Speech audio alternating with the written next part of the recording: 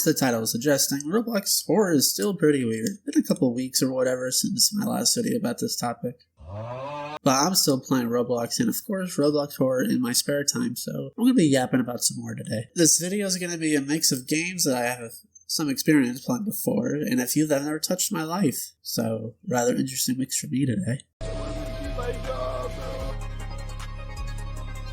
This game, it's very obvious that's a Dead by Daylight inspired game with some typical self-aware Roblox quirk that comes with these, well, games. And honestly, it's not bad, but I just personally suck at this. For how popular this game is, and this game has like an average of 250 actually, thousand players, which for Roblox is completely out of this world for not being your typical average slop brain rot game. Back! Give it! I need it! This game is surprisingly simple. As I've said, it's basically DBD, but in Roblox, with it being one killer versus the rest of the players, there are 5 to 6 killers to select from. I'm trying to remember off the top of my head. Each one plays extremely different, and that's just basically from what I've seen. I don't really get deep into the whole game and stuff, so I only got a real feel for Jason Voorhees. The main grasp of the game that the players will be experiencing is with the survivors, and they're all given a different ability and stuff to get through their stage or match, but they all essentially play the same though. Some are support while others are quote-unquote more offensive with huge quotations, since the most an offensive player will get to do is just stun lock the killer, and that lasts about 5 seconds at most. Sure, if you're like me and suck at killer, you'll get mollypopped and made to be look like a public display of fucking buffoonery whenever you're going against survivors at no life this game. Most of the time, the killers you go up against are skilled enough at this game that it essentially doesn't matter. Might I say that the music that plays whenever the killers are so loud and very annoying that it basically breaks any concentration that I have on playing this game in the first place. Never been much of a fan of these Dead by Daylight-esque games with the single killer versus everybody, excluding murder mystery games. I like murder mystery because there's a mystery aspect to it.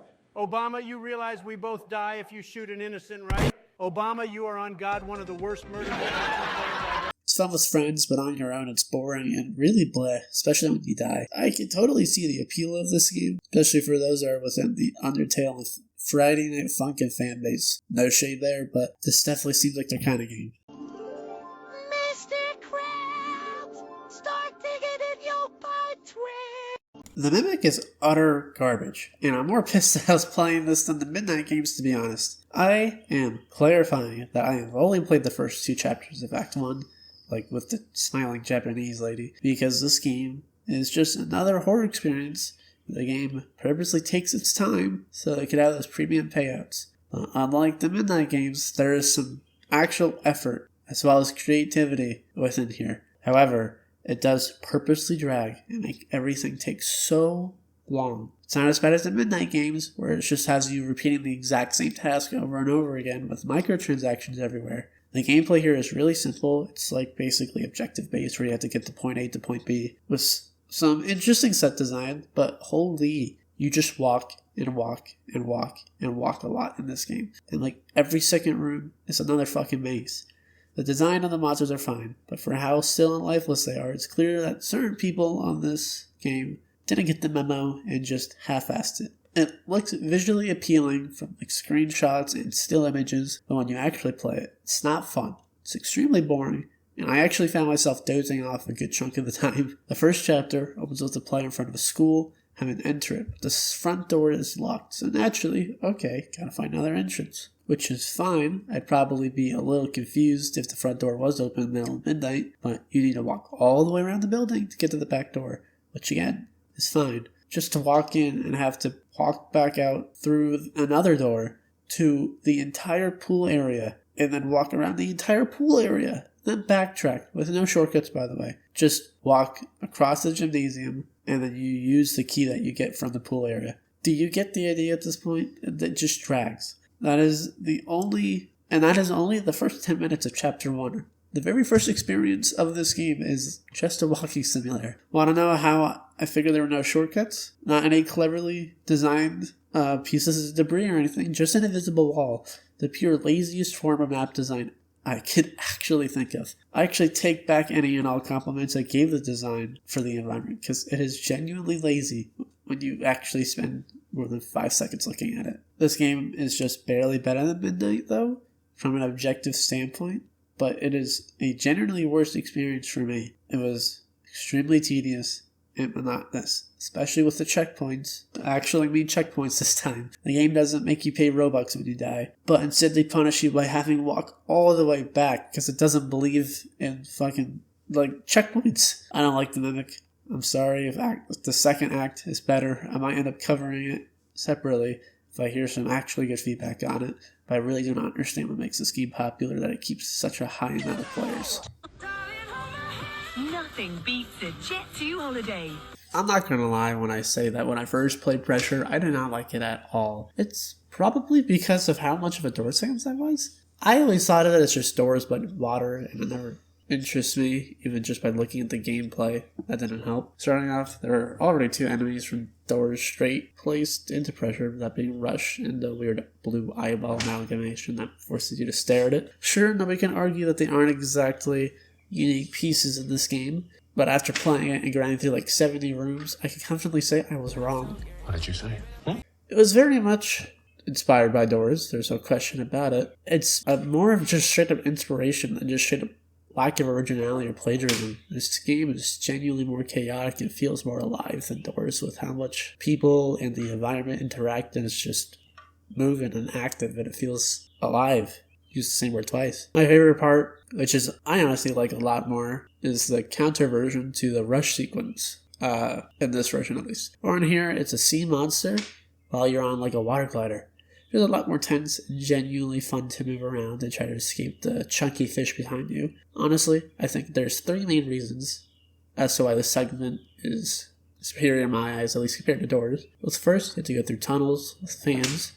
Seriously, did not expect that sequence to be as fun, but with how much moving around I did, having to go through tight corners and stuff, I just felt good playing this game because I was good at the game. Second thing is the fact that you're able to look behind you while fleeing, so you're able to see how close the fish is to shoving your face into the dirt. And honestly, the most important thing that makes this segment more tense is the fact that you are notified of the fish getting close. And when you get too close, you're actually able to duck and dodge, which is the touch that I didn't think would affect my enjoyment all that much. I have no idea what's happening with my voice right now, apologies. Pressure was an honestly very pleasant surprise when actually sitting down to force myself to play for longer than 10 minutes. There are several things about this game that I like and other stuff that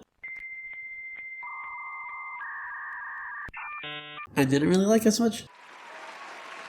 Sebastian, for example, no hate to the guy or anything, but he is very clearly somebody's not so subtly disguised fetish turned into an important main character here. He has enough personality and knows when to keep his mouth shut that I don't get annoyed by him too easily. He's chill enough to drop some lore and tips whenever I die with the death scene, showing a nice file. Scenes like this are really nice, simple, and I guess you could say helped me stay immersed. Brother, this guy stinks! What did you say? I got a lot further in this game than I did with Doors, so I don't know if I've just gotten better at these kinds of games or I'm just a natural pro gamer, but we could just say the second one.